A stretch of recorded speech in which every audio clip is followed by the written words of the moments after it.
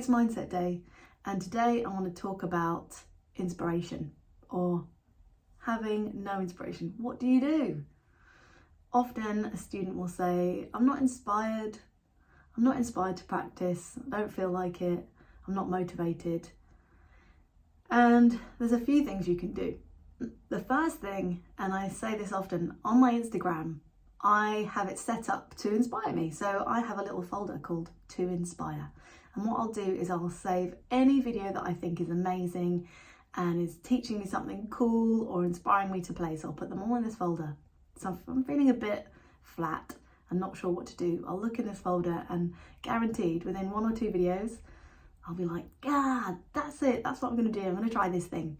The other thing you can do is go deeper. So for example, who got you into drumming in the first place? For me, it was Buddy Rich, Virgil Donati, Chad Smith.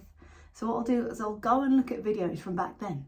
So I'm talking about, show my age here, late 90s, and I will just watch those videos and get into it and just think, yes, that's what it's about, and finding out who you are as a drummer. All these things can help you feel inspired and motivated to practice. The last thing I'd suggest is take a break and take the pressure off.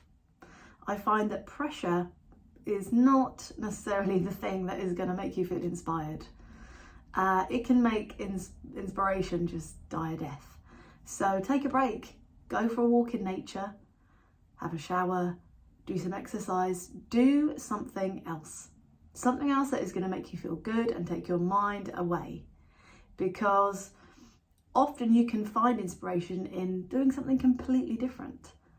If you're just banging away on the drums and you're doing the same thing and you want a different result, it's just not going to happen. So you just need to change it up, change your focus, go for a walk and get away.